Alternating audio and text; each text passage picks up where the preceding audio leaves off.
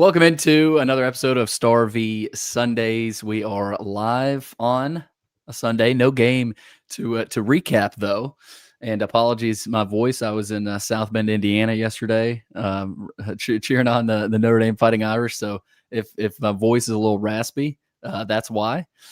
Joe, his voice should be ready and raring to go, and better than mine. But Joe, no game yesterday. I know you're out of town. So no in person value today, but again we'll get back to that next week. But man, we're going to make sure we're in person after this LSU game because this is a big one. Yeah, no, it's a great opportunity for Vandy, man. I'm excited for the guys, and hopefully we can get a good, a little bit better backdrop for both of us next week. Yeah, no, team room was cool last week. Obviously, you've been in the north end zone, and who knows, maybe we're south end zone here soon if we get the call up to the big leagues. But Joe, again, this will probably be a little bit shorter this week. No game to recap. We typically, like to come on and recap the game, that we just watched. But I guess we could do sort of a State of the Union type deal of where the team's at. We're about at the halfway mark of the season. Got a tough challenge this week with LSU. We'll get into that. But Joe, I want to kind of pose the question of halfway through the season, things obviously are going pretty well. 5-1 for Vandy, 1-1 in the SEC. But what has surprised you most? I guess I'll start there with what this team has done so far. Obviously, you have 2 road victories against Power 5 teams. And the teams you've played at home, obviously Utah State probably stands out the most in terms of talent. But look, you've got a really good LSU team coming to FirstBank Stadium this weekend, and I think this is a good time to kind of catch your breath, relax. The bye week is always important, and these poor coaches, they let the kids go home for the weekend, and who knows what what some of them are getting into. But at the end of the day, you got to have a mature team, and Clark has talked a lot about how much respect he has for his team. But Joe, I want to kind of pose that question to you. What has maybe surprised you most about this team at the halfway point of the season, whether it's positive or negative? Yeah, man. I mean, it's hard to not see all the positive, right? There's so many great things going on with the program. You've got guys doing things at a really high level. And I'm going to flip the question back on you in just a second because I want to hear Okay. your take too. But Yeah.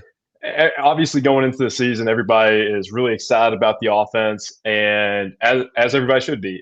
But I don't think people were really on the lookout for how explosive that the offense has shown up to this point. And so, and we talked about this a couple times in our podcast throughout the season so far. Is Coach Lee wanted to see an explosive offense that could strike in the blink of an eye, and you can't help but be really pleased with the job that they've done in this body of work halfway through the season. So from that perspective, I was surprised to see just how explosive that they were. They're certainly playing to an identity, right?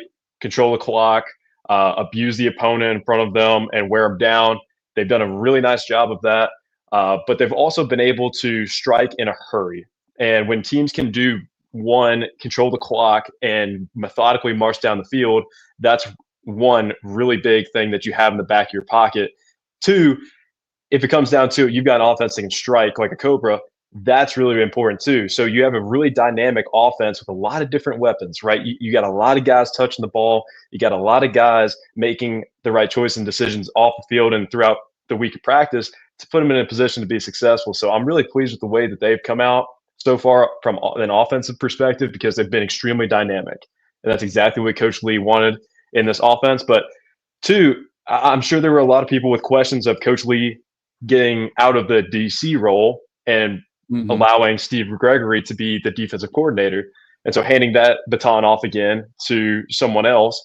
And they haven't missed a beat. They've played really, really well over the stretch. I'm really proud of the way that those guys played. They've got a mixture of younger and older guys, new faces, tenured guys. So I love the quote that Coach Lee had the other day. I saw it in some interview, and he said like a band of misfits, for lack of better terms, going out and kicking tail. So I love that. That's what you've seen from the offense. It's what you've seen from the defense. and all these big names that Vanderbilt has now, they started out just being maybe a smaller name guy that just took the bull by the horns and made a ton of value for themselves. So Mhm. I'm impressed with the whole 9 yards, the whole body of work that this team has put in. Offensively, it's the explosiveness. Defense, it's the consistency, bending but not breaking. I think they've done a really nice job so far, and I'm excited to see where this team goes. Yeah, to me, I'm with you on the offense. You know, you never know how a team's going to react in moments of adversity, right, Joe? So I think just this team's mindset and going in, week in, week out, and like you said, dominating your opponent. But the two road games really stand out to me. Obviously, well, there's been three so far, but the two road victories really stand out because, all week, a lot of the talk, leading up to those games was the environment and you're playing two good teams like Virginia Tech, the kind of a revenge situation for them. But how is Vanderbilt going to handle this environment? And, you hear from Tech fans, and then the next week you hear from Carolina people, and, you see the confidence on the other side, Joe, but then you also see it on Vanderbilt's sideline. And look, Clark Lee, what he's instilled in terms of confidence in this group. Obviously, you got to start with Diego Pavia, but again, it's not just Diego Pavia. I think we're starting to shift into that evolution of the program of last year.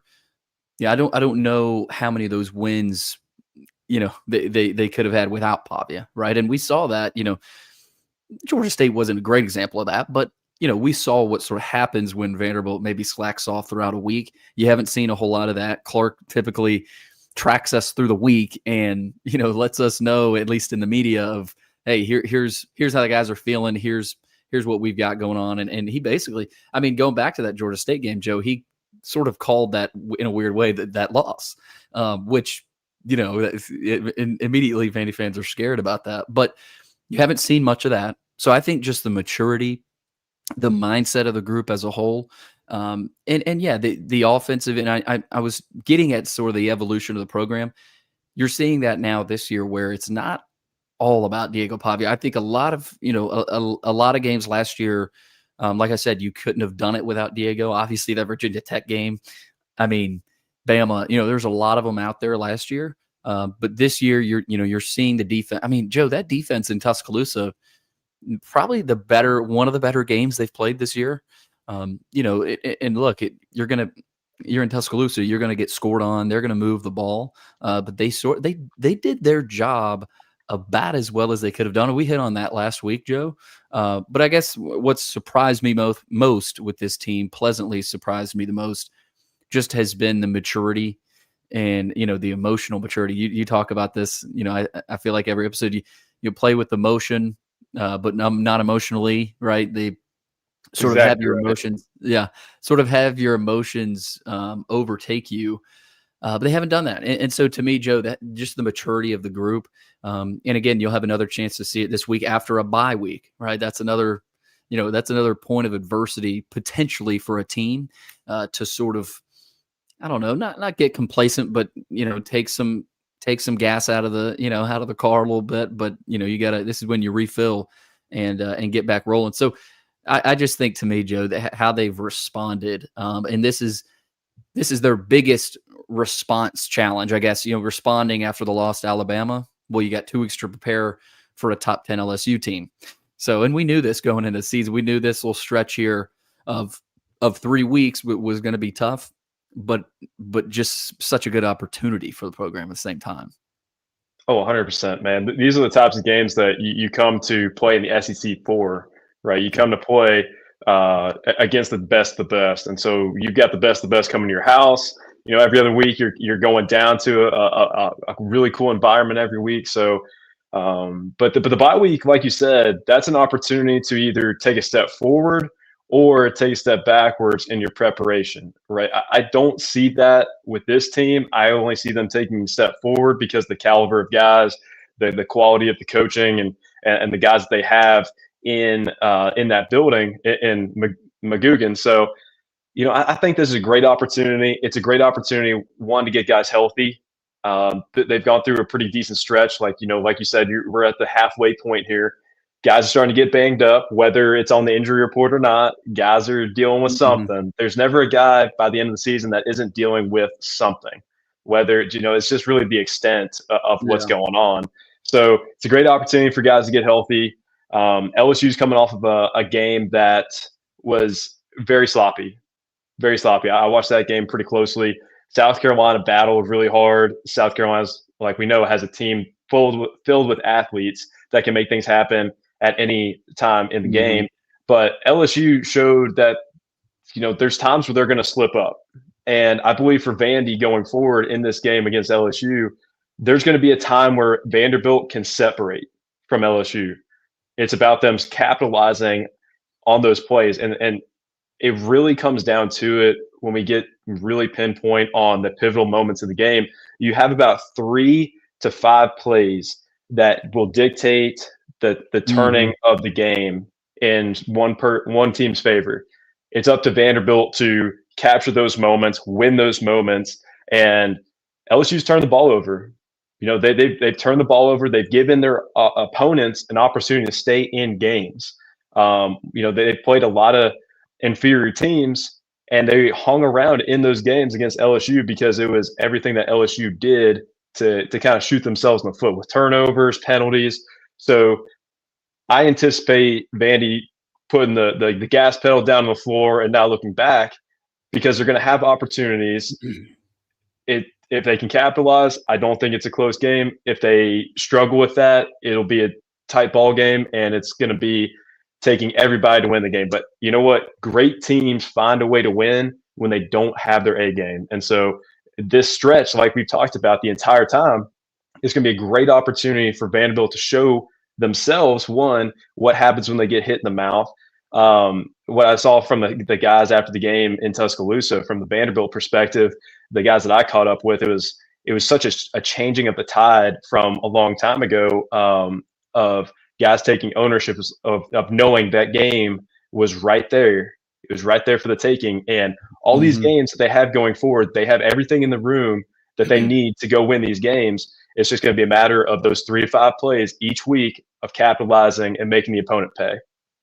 Right now, Vandy 1.5 point favorite over LSU on Saturday. We got some really. I didn't know that. Yeah, we got some people freaking out about it on the board and then on Twitter too. And I think a lot of that, Joe, is, and again, if you want to head over and bet on that game, head over to FanDuel and do that, and we'll give you some more information on that throughout the week and where that line goes. But I was talking to somebody the other day that's, I don't know if you call him a sharp or whatever, but a guy that knows what he's talking about, and threw out to me that he think that number is going to go up because Nussmeier is not healthy, and we've known that, and it's not all about Nussmeier. I think number one, Vanderbilt's at home. Number two, LSU is not. I don't think LSU is the LSU that we thought they were going to be. At least a lot of people thought they were going to be going into the season, Joe. That look, they still have a ton of talent, and that those receivers. And we're going to get into it throughout the week and more in today's show. But Trey'Dez Green he's a physical kid that obviously Vanderbilt's going to have to look out for on the outside. We know about Barrion Brown, a local kid actually who transferred from Kentucky. Nussmeier, coach's kid. Nussmeier played really well last year against Vandy in Baton Rouge, Joe. And I think you were at that game. And look, that was in the midst of. Vandy was beat up, and it felt like half their offense was injured, in that game. Yeah, but we had the walking wounded out there. Yeah, and still lost by seven, I think it was. Yeah, all those tight games that we end up losing. I mean, it was a dogfight at the end. It could have gone anybody's way. Like I said, the 3 to 5 plays throughout the game, they are very, very important. You don't know when they're going to happen, but they're going to be there, and Vandy's got to capitalize to put themselves in a position to separate. Well, and that line shows you again just how close this likely will be. It's going to be a battle. I thought it was interesting. The over/under I saw, at least as of yesterday, was at 44. So at least on the Vegas side of things, thinking this could be a little bit more low scoring. 11 a.m. on ABC. So back-to-back weeks for the Commodores playing on ABC. And this is a good comment from Jake. A tough 4-game stretch coming up, especially with Arch Manning finding some rhythm. He did. The Texas played well yesterday, got a win, and with John Mateer playing for Oklahoma, Joe. So, I want to kind of revert back to this LSU game here. How similar do you think they are? And again, I'm not sure. I would assume you're a Louisiana boy. You're there right now. Oh yeah, I'm about 45 minutes from Baton Rouge and about 35 from New Orleans right now. Well, how about it? That's Baton Rouge. I've never been to Baton Rouge. New Orleans is really cool. Went there for the Sugar Bowl last year. But how similar is this LSU team to that Bama team? I'm not going to sit here and say, LSU is just as good as Bama. But in terms of offensive skill, right? This is an LSU team that grades up pretty similarly to that Bama team. Yeah, they're one of the teams out there that they're going to have athletes all over the board. From a defensive schematic standpoint, they do things differently than Alabama. Alabama, from what I saw, was pretty vanilla. They didn't change too much. LSU changes a little bit more. I caught up with Diego on Monday, and we shot the breeze a little bit about what LSU runs and stuff like that. And they're similar in the physicality aspect. They're going to have big physical guys. They've got a good coaching staff. Heck, a lot of the coaches that I played for here at Vanderbilt came from Notre Dame, so they know obviously Coach Kelly really well. Actually, when I was in high school, I had an offer from Notre Dame out of high school from Coach Kelly. So Coach Lee and I may have crossed paths if I had gone that direction, but it just so happened I would play directly for him at the end of the day. Yeah. So, but they do a really good job over there, man. I don't know if you can really compare them apples to apples because they do things differently structurally. Offensively, actually pretty similar. I would say, they've got a good quarterback that can make you pay if you slip up in coverage. When he's healthy, he can pick you apart in man-to-man coverage. He can pick you apart in zone. I think it's going to be a bit, if we can get a good push on their offensive line from defensive perspective, I think that changes the tide considerably if Nussmeier is indeed hurt and he has that pressure constantly. It's only going to highlight that how much we can do on defense. So but Bama and LSU very similar in how the teams are structured, the athletes, but they do run some pretty significantly different schemes. I got another comment from Vandy Dandy. Brian Kelly will be desperate to win this game. If LSU loses, they'll have 2 losses, and A&M and Bama still left. That's a good point, and I think that's going to be a recurring theme with a lot of these games for Vanderbilt. That there's, LSU, for example, they're going to be desperate because situationally, and again, Joe, I think this is why, like, what these next couple months in SEC football, I think is exactly going to show everybody why there's going to be 1, maybe 2 9-3 teams in the playoff. Because look at the top 8 teams. Everybody's got a loss. That's what Pavia said after the Alabama loss. Alabama has a loss. Everybody's got losses here.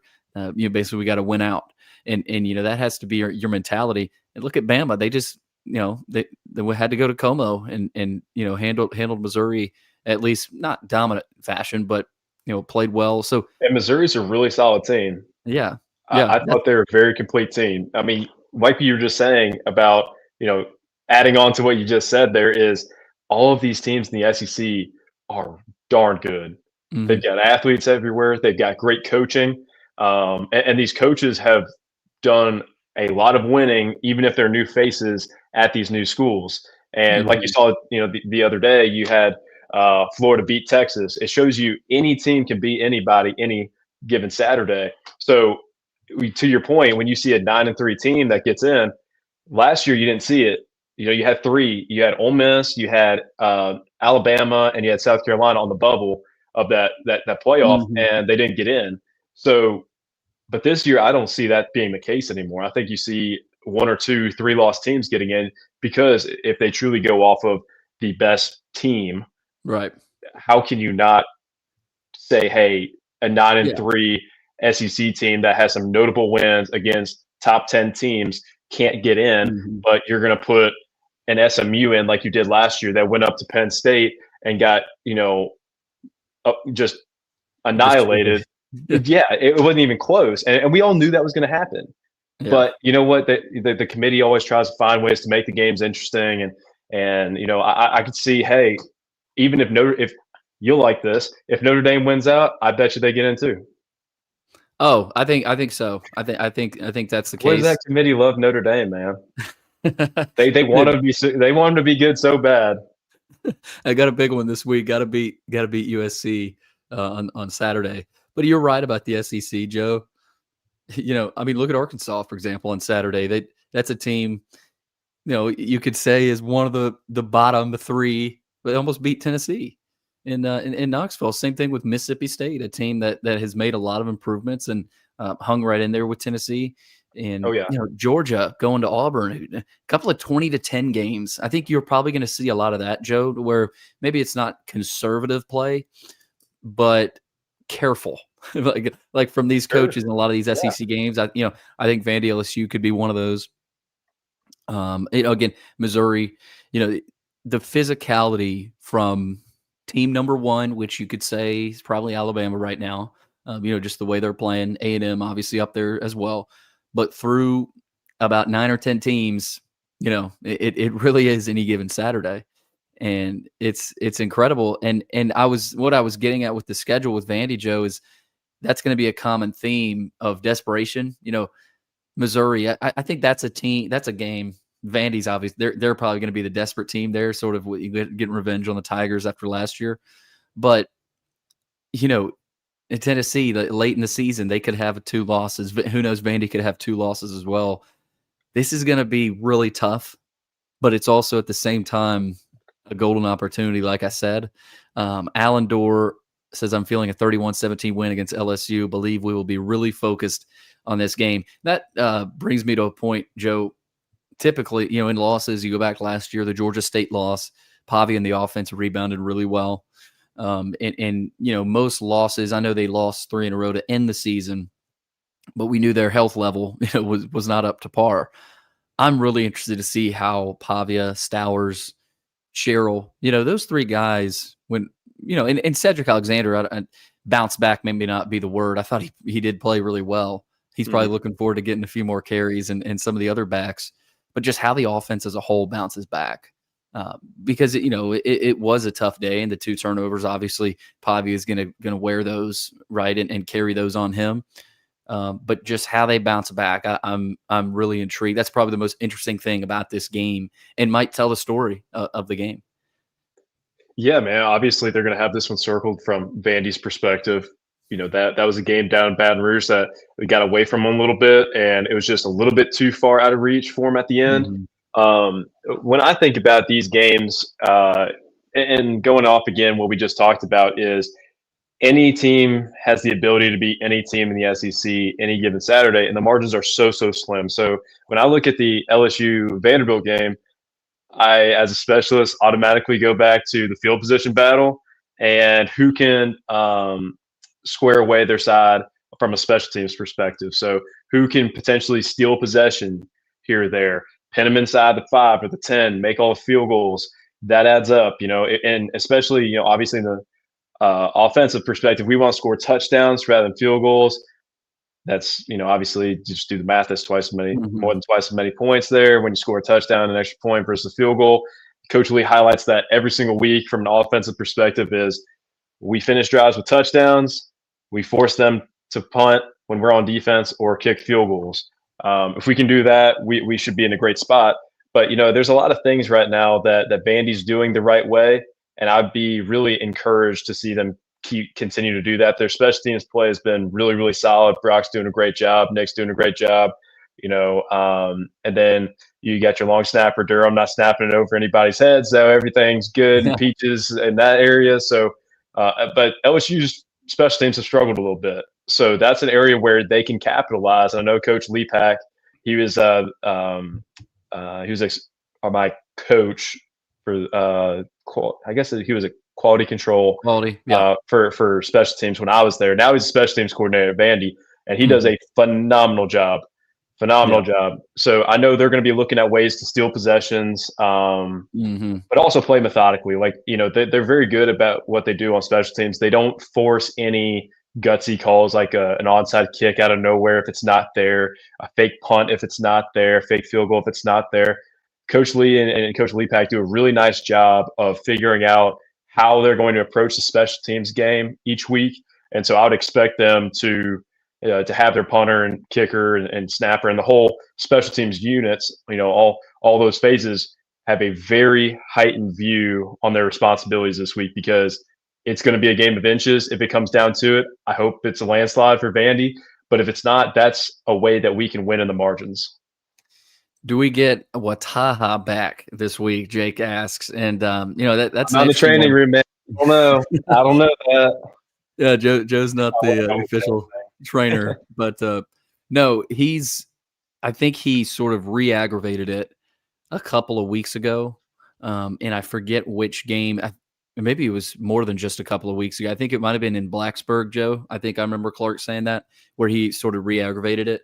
So that'll be interesting, but I do think that starts to play a factor. Speaking of Wataha, the defensive line depth, um, positively or negatively, right? And I think in Tuscaloosa, that was probably the first time the defensive line was, was at a disadvantage just because, I mean, Alabama's offensive line turned it on, Joe. You look at a couple of those They're some plays. big guys, man. They I they can push mean, people around. Off even on the O line and D line for Alabama, they did a really nice job of playing their assignments well. But they're big, they're physical, and when you don't have the depth, or you get guys hurt throughout the season, it's really hard to have fresh legs in there, especially mhm. when they did what Alabama did of ground and pound, especially in the second half. That's when the depth really starts to play a factor of having those guys fresh. But I'm still really pleased with the depth that Vandy Oh, yeah. has. They've got guys everywhere, but there's been a heightened view on making sure guys are rehabbing and even prehabbing. You don't know what injuries are going to come up, so it's really important Mhm. that you stay as close to 100% as you can. Should an injury come about, you're in a better position than if you didn't be proactive about the possibility of getting hurt. Get in the cold tubs, getting massages if you can, getting in the weight room. I know it's hard during the season, but you got to keep up your strength. If not, you'll deplete, you'll lose weight. Eating right, that's a huge deal. If it's so hard to out train bad nutrition. So, and not that I think that's going on at Vandy. I know it's not. They do a phenomenal job from a dietitian standpoint, but all those things start to play a factor as you get down the stretch. So as many healthy guys as we can get back, the better. Well, LSU, speaking of that run game against Vandy's front, they have not run the ball well this year, Joe. They they've got 690 total rushing yards this season. That's last in the SEC. And You said LSU? yeah, Yeah. and so you look at that, and let's take a look at where Bama is. Bama, okay, Bama's 759. So they're not, I guess, statistically a great rushing offense either. But Bama is the type of offense. I mean, when they turn it on, they can turn it on. And I know Jam Miller got hurt against Missouri actually, but you look at that part of the game, Joe, and we'll see how Vanderbilt handles it. Fourth quarter, how is this team? How's the defensive line looking? How's the defense? Bearing down, because I think you look at some of these matchups and you go, okay, Trey'Dez Green, the big LSU receiver I mentioned about 15 minutes ago, he's 6'3". Barian Brown as well. The corners again, and that's another common theme, Joe, that we're going to be talking about. Nothing against them. It's just, hey, they're going to have to buckle their chin strap and be ready to play week in, week out now. Not that they didn't have to in the first part of the season, because they Yeah. did. I mean, you went up against South Carolina with Nick Harbor, and Utah State had a couple of good players actually through the air. But now you're to a point where the SEC teams, whether they played you last year or not, they know what works against your defense and things of that nature. So I look at that too, Joe, defensively, and I think because the offense is going to respond, right? I mean, this offense is going to be hard to hold them down, whether you're LSU and that LSU defense or not. I just think it's going to be hard to hold that offense down. So I think, to me, again, it's another week of defensively, what does this group look like? And because they've got a chance to bounce back too. And I don't think Clark was happy about some certain plays in that Alabama game. But it's a good chance for the defense as well. Yeah. I think the defense has a great opportunity to establish themselves again. I personally, I thought they played a really solid game for the amount of time that they were out there. They held a really good team on offense that, quite frankly, if they want to, like, if Alabama wants to run the ball or be dynamic through the air, they can do either one or a blend with most teams that they play. They're that good. And they've gotten better and better each week. So I'm proud of the way that Vanderbilt played on defense. I thought they played a really solid game for the amount of time that they were out there, and the guys battling and playing their assignments really well. And, it was just a handful. It came down to a handful of plays. But I think this gives Vanderbilt an opportunity to get back into the fire, step back into it, establish a strong defensive line and a great box team again. And they have every guy that they need to do just that. I think LSU is going to come out and try and establish the run early. I think they're going to almost be a little disrespectful at times in how they call plays. I would assume that they would. That's just me anticipating things.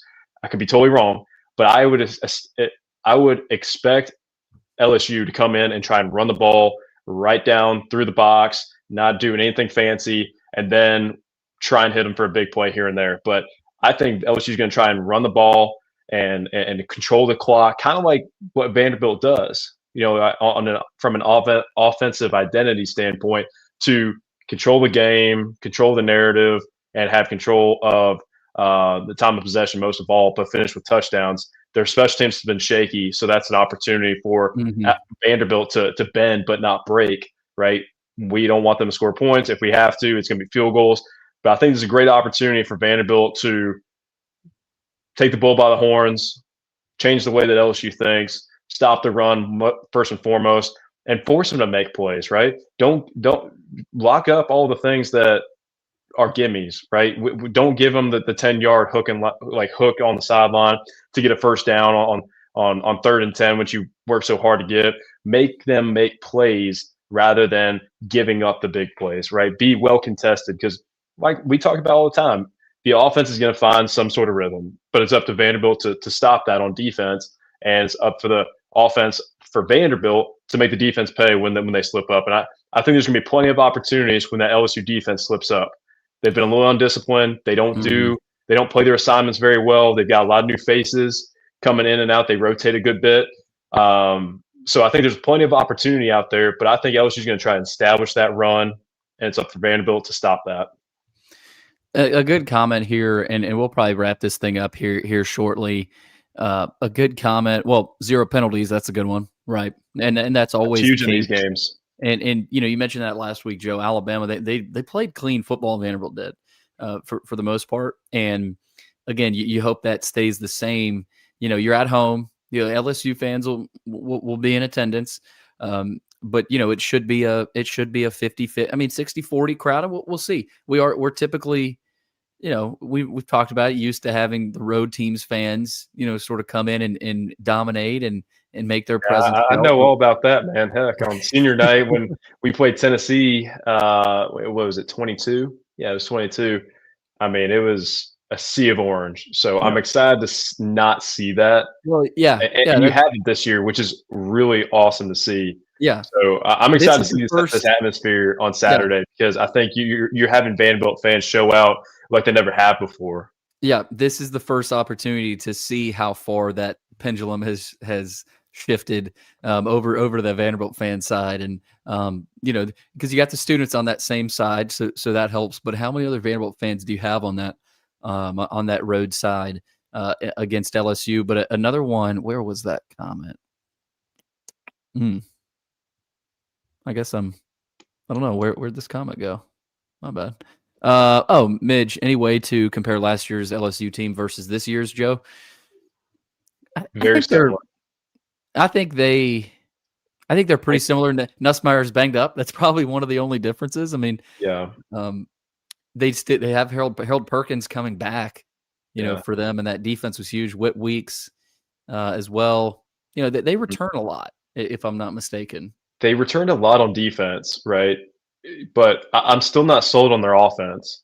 That they've made so many mistakes so far down the stretch, and they have the talent to put up a lot of points. Man, they got a lot of talent. They've got a lot of guys that have speed.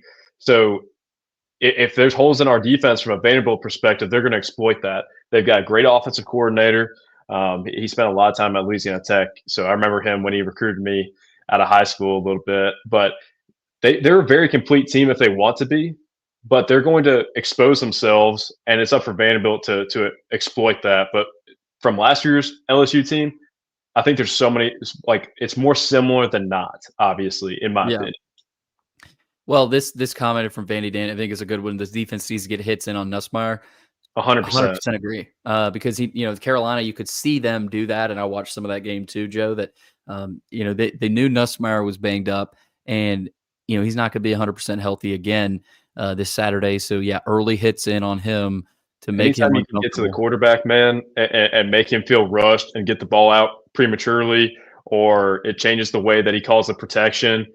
Anything to get him off schedule, and he's hurt, works in Vanderbilt's favor. So getting a great pass rush with a standard blitz rather than having to send extra guys, that's really important. So if you're a quarterback and you're feeling the pressure with just sending 3 and maybe 4 guys every now and then, but typically 3 or 4, and then you send extra guys, it's going to feel like he has no chance to get the ball out.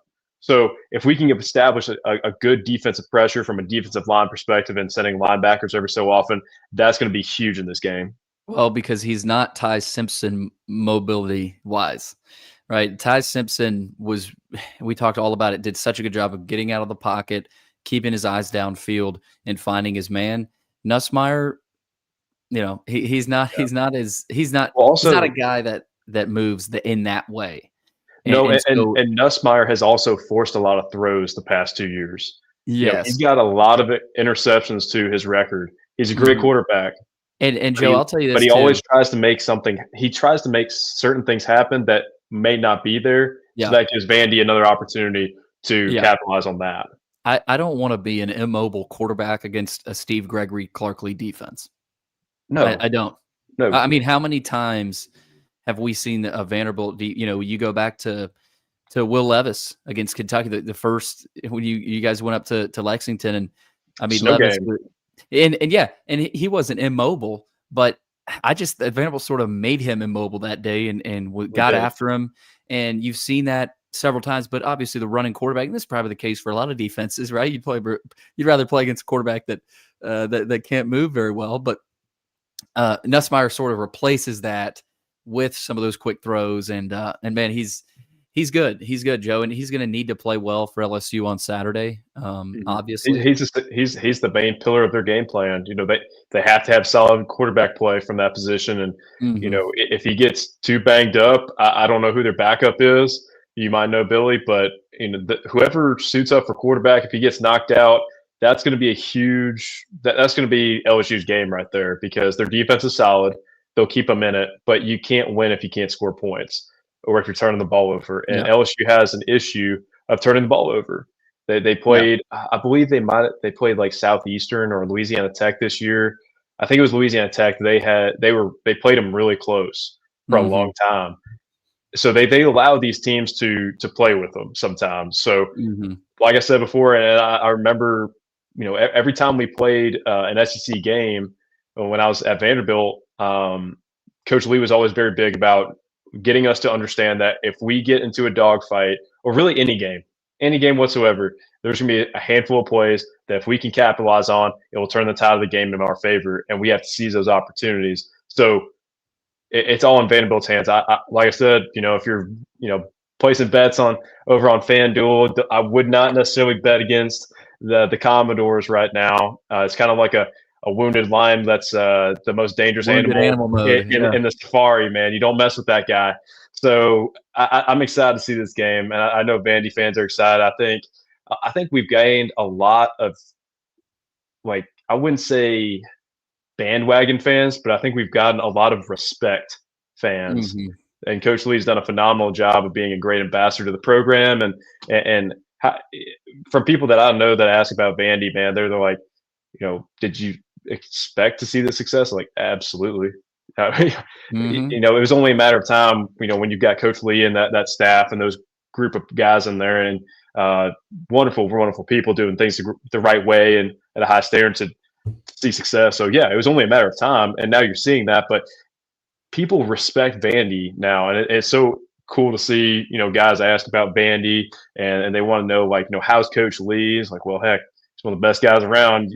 You want to know who he is, just watch an interview, because everything he says is true to the core. So we've gotten a lot of respect, fans, for the way that people talk about the program who are involved with it, and the way that Vandy plays the game. So it's really awesome to see, as a former player at least. Yeah, Michael Van Buren is the backup. He was at Mississippi State last year. So, Okay, yeah. he can run it. He's a guy that, you'd like to have, I think, as your backup, because he played and won some games for Mississippi State last year. But Joe, we do have some off-topic questions. Didn't know Bulovas was a hunter. Is that his prize mounted on the wall behind him? I wouldn't exactly say I'm a diehard sportsman. I don't necessarily have the time for that these days. But that was actually my granddad's. So my Okay. mom's side of the family comes from from northern Michigan, and so Oh, okay. big up there. And my dad's from East Texas, so and he worked for Shell for about 40 years. So if we ever want to learn how to get some oil out of the ground, you guys can't see over here, but there's nothing but big old oil projects in the Gulf. These big old platforms and stuff. Yeah. So if we ever want to figure out how to get oil out of the Gulf of, I guess it's the Gulf of America now, hundreds of feet down, we can just pick Joe Bulovas Jr. I'm the third, so that he's Okay. junior. So we got plenty of pieces of information on the oil business in here. Believe me. We got to get some. Maybe you get some Vanderbilt info in there eventually. But yeah, I mean, he's got a bunch of pictures of us. There's a picture back there about with me and everybody after a spring game. Nice. He's always super supportive of all of us kids. So everything in here it tells a story, essentially. On a side note, Vandy Dandy says, is Joe worried about the stock market tanking tomorrow, or is it a buy the dip opportunity? Great question. And this could lead into your theme for the week if you want. Well, the theme was actually very and but we can talk about this. So, anytime the stock market dips significantly, that is a buying opportunity, essentially. So, and I've been saying this for a while. We've been riding at all-time highs for quite some time. Obviously, we've seen some minor corrections in the past 3 years. It's very rare when we don't see somewhere between a 5 to 10% correction each calendar year. So the fact that we're seeing a dip coming off of all-time highs, not a big deal. So a lot of people remember on this show that when we talked about, well, maybe we didn't talk about it on the show, but people remember back when Trump took office and what he would call Liberation Day, with all the tariffs going into place, market came down well more than 10%, right? And then in a matter of about 3-month period, we're back up to all-time highs. So that was obviously a tremendous buying opportunity, but it's just like watching football film. It's never as bad as you think it is. And it's never as good as you think it is. Why? Because there's a lot of things at play.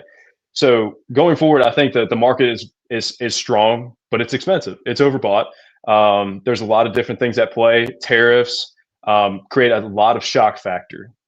They just do for employees, employers, and from the consumer perspective as a whole. You see a lot of that. And so when Trump rolled out those tariffs, or the talk about tariffs back earlier this year in April-ish, March and April, when he started talking about it, market came down a ton. But you know what? It came right back up in a period of 3 months. And people who wrote it out were in a great position. People who got even used it as a buying opportunity were even in a better opportunity or a better position going forward. And I still think the market's strong. Things are a little overbought. But you know what? American ingenuity and American markets are always going to be strong. I think so for a long, long time. There's too many things at play for them to not succeed. So I'm really excited about where the U.S. markets are going, and even the international market's been really, really strong this year. So there's a lot of things to be excited about. I don't have a crystal ball. Nobody does, but it's all about being in the market and the right things for a long time rather than trying to play and guess the market. Because if you guess the market, chances are, I mean, there's a difference between planning and gambling. I'm in the business of financial planning, not financial gambling. If you want to gamble, go to the casino and put it all in red, see how it pans out. If it pans out, great. If it doesn't, well, that's on you. But you got to have a process and a plan for the future. So I think things are good. I think they'll be good for a long time. That doesn't mean that we won't see dips and corrections, but at the same time, I'm still very optimistic. There you go. Good question, by the way. I think that's the first non-Vandy football question in the Heck, chat. we told them to ask questions last time about things like that because I mean the other day we saw a pretty significant drop, but it'll be just fine in the long run. Jake, also, who do we need to talk to about turning the volume up on the speakers in the stadium? I'm not Is that sure. a problem? They're pretty darn loud. Was that sarcasm? I think, well, here's a decent point. I do think showing replays can improve. There's probably room for improvement there, but the speakers I think have been plenty loud at least. I mean, that's one thing, and the quality, right? I feel like every year they're making advancements in the quality of those speakers, Joe, but I don't know they need to be turned up any more than they are. No, sometimes I feel like the speakers are right next to my ear. I mean, they blast that music loud. So, and I usually my seats are usually in section D. So if you're more towards the north side of the end zone, golly, I'm sure your eardrums are a little. I bet your ears are ringing a little bit afterwards. Yeah. Well, and in the north end zone, I mean, it's steep. It just all the sound gets trapped in. But sort of to wrap up, Joe, we talked about the environment. Should be a great environment on Saturday for Vanderbilt and LSU. Vanderbilt up to number 17 in the AP poll, welcoming number 10 LSU. Commodores are 1.5-point favorites. We'll see how that line moves, and we'll track Nussmeier throughout the week as well. I feel like LSU people probably been doing that all year with Nussmeier and tracking how he feels. But 11 a.m. on ABC, going to be really fun. But Joe, I'll leave it to you if you want to kind of continue on that theme of the week, but also just kind of putting a bow on today, this week, and seeing what happens on Saturday. Yeah, man, I'll give my little theme because I think it's really important. And then I'll transition into kind of wrapping up for the game and everything. But one really important thing that I like to keep in mind for employees as well as employers, and it's a significant amount of what my practice does, is 401k planning. So when we think about 401k planning, there's really two sides that are combined into one, right? You have your employers and you have your employees. For most employees, this is their main source of retirement income. So it's extremely important. Retirement planning and 401k planning specifically is extremely important because, like I just said, main source of income for retirement, but also you have so many people using this within a company. So it affects a ton of people. So that's why we do a really, really thorough job of making sure that we get you superior pricing, superior performance, and superior service. The third one, service, is what kind of lags sometimes when I see plans and I improve them. Is there's a lot of issues from an administration standpoint that create a ton of headaches that don't need to be there. This plan is essentially for the company and its employees to put them in a better position now and in the future. And a 1% difference in performance or the fee structure can create a drastic different outcome at retirement. We're talking tens of thousands of dollars at the end of the day. So just to highlight just how important that 1% difference in performance or fee structure can be. So from an employer's perspective, it's extremely important for recruiting and retention. If you don't offer a 401k program, that's going to be an opportunity for people that you're recruiting to not choose that particular company or your company if you're a C-level employee or whatever it looks like. But that is really hard to attract talent to your company. And it's extremely important for retention. Match contributions are extremely important. Finding out the best way, maybe some safe harbor options. All those things come into play from an employer perspective. For employees, it's extremely important that you're allocated correctly, right? Certain things don't always make the most sense. What you hear from your buddy down the road of putting it all in Bitcoin, that might not be the best way to do things, right? But 401k asset allocation is extremely important because this is certainly a long-term play, right? This is supposed to get you to retirement and last you your entire retirement if it has to. If you don't have any outside investment accounts, any outside IRAs, anything like that, if you're strictly, betting on your 401k at the end of the day to be your main source of income in retirement, it's very important, very, very important that you get where you need to be when you want to be there. That's the main goal of a 401k program, is to get the employees where they need to be when they want to be there. So obviously there's a lot of things that go into it, but if you break it down to three things, we focus, especially when I go through plans, is I want to get the best pricing, I want to get the best performance, and I want to get the best service. Now, these are fully customizable and tailored plans. So if there's a company out there that wants the very best lineup possible, by golly, we can do that. If we want superior pricing to get the lowest cost possible, by all means, we can tailor it in a way that makes sense for that company. So there's a lot of things that go into it, but when you break it down, we want to get the very best pricing, the very best performance, the very best service, so that every employer and employee within the company is in the best position possible. So if there's anybody out there who is in HR in their company or is in the C-level position to make a judgment call on, hey, let's revisit our 401k strategy or 401k allocations or our providers, I'm happy to take a look. I'm happy to point you guys in the right direction. And even if there's people out there that say, hey, I'm not sure if I'm well allocated in my current 401k. Now, I can't manage that 401k for you if you're still employed with your company.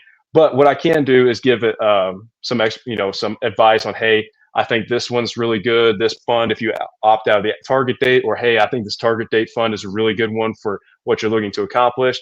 I'm happy to have those conversations and point you in the right direction so that you can navigate with confidence. And usually what happens when you retire, I would encourage everyone out there really to roll that 401k that they had with their employer into an IRA. Why? Because you can tailor your investments more than you can in a 401k lineup, but you can also choose when you want withdrawals a little bit more. You can choose more actively managed strategies, and you can be more cost effective potentially at the end of the day. So it's really important that you take a look at things, see where there might be questions, and I would love the opportunity to point you in the right direction if that need is out there. Man, is my test on Friday, Joe? Been taking notes. I'm ready to roll after that. Well, man, 401k planning, there's a ton that goes into it. Our job is to make it as simple as possible. It's what we do for a living. I enjoy kind of being that mad scientist, doing things the best that we can for the people that we work with and these companies that we work with. So by all means, man, I enjoy it. A lot of people think 401k plans like, that's boring, that's ugly, I don't want to touch it. I love doing it because it puts so many people in a great position. Well, and I think with everything you're doing, you are putting people in that good position. Obviously, anybody that works with you, but also I think I want to throw this out there: our message board is a good way too, and maybe down the road, we talk more about kind of we put that theme sort of in in that board maybe, and you can answer some questions too that way. But I know Joe's on Twitter, maybe not as active as me, but still on Twitter. So you can reach him there. You can reach him obviously on our message board if you're a member there. So go subscribe if you haven't yet. You can get all these podcasts and all the articles and everything. Joe, with our presenting football sponsor. Again, log on to raymondjames.com/Bulovas Wealth Management. Joe, big week for the Commodores. 11 a.m. Central Time kickoff on Saturday. I know you'll be there. You will be there, right? Oh yeah, yeah. No, Okay. I'll be there. Before we close out, what do you think is going to be the pivotal factor in this game? I And I'll think give you so. mine in just a second, Yeah. No, it's a good question. and then we can wrap up. Because Yeah, I know I Billy, you think got a bedtime. I do. Need my sleep tonight. I Okay. do think I think it's a lot of how Nussmeier plays and what his it's not I'm not gonna say it hinges on his health, but well, this is a really good one here from Vandy Dandy Pavia ball control. That's a really good one because look, going into the week, we know what Pavia said and we know what some of these players have said throughout the season. Cedric Alexander obviously was confident, but that was still, yeah, they didn't play their game. And, it was still, they were down by 4 with, 4 minutes left in the game. And it ended up being 30-14. But, they didn't even, I think Vandy probably played maybe their C game, maybe even D game. Yeah. And, like I said, was down by 4 with 4 minutes left. So I think Pavia ball control is huge, but LSU still has offensive talent. And I know their offense has struggled. I think a lot of this game revolves on Nussmeier, how comfortable he is, obviously how healthy he is, but whether or not Vandy's defensive line can frustrate him enough and make him uncomfortable enough. Um, Yeah. because like I said, I have confidence, and I do think Pavia is going to take care of the ball. So I think then it turns on the defense, and so I think a lot of it is up to Nussmeier. Yeah, I'm gonna take that a step forward. So I think Nussmeier getting to him, but forcing him to make mistakes. I think that's going to be obviously very important. And I think that's feasible to get him uncomfortable to make mistakes, throw an interception here and there. But it's capitalizing on those from a defensive perspective of forcing the turnover and then the offense capitalizing, because those when we break it down to it, those 3 to 5 plays that I was talking about, highlighted so many times this week and even a little bit last week, of those pivotal moments in the game. Those are the critical moments when Vandy needs to step up to the plate and create the turning of the tide, because those turnovers are going to happen one way or the other. If Vanderbilt turns the ball over, it's up to our defense to stop them and not just stop the bleeding. But from LSU's perspective, they've been pretty careless with the ball sometimes, man. So I'm expecting Vandy to play tough, to get to Nussmeier, and it's up to Vandy to capitalize when LSU makes those mistakes and make them pay. Because if you turn the ball over and no points come out of it, like Vandy getting the ball and force an interception and getting the ball and they don't score and they end up punting, nothing's really harmed there. And depending on how the game's going, that could hurt or help LSU, right? So it's capitalizing on those mistakes from an LSU perspective. Yep, absolutely. I think, turnovers are going to be huge for obviously on both sides, but we'll talk a lot more about that throughout the week. Joe, again, can't thank you enough. I know even battling through some adversity here, we're not together in person, but really appreciate you still being able to hop on, obviously from Louisiana. We'll see you Saturday, and looking forward to seeing what happens. Me too, man. It's going to be a great one. All right. For Joe Bulovas, I'm Billy Derrick. Thanks, everybody, for chiming in with us in the comments section with some of your questions and comments. And we will see you next Sunday with another edition of Star V Sundays, and also see you at the game. So we'll see you there for Vandy and LSU. Thanks for listening. We'll catch you again soon with more episodes of Star V Sundays.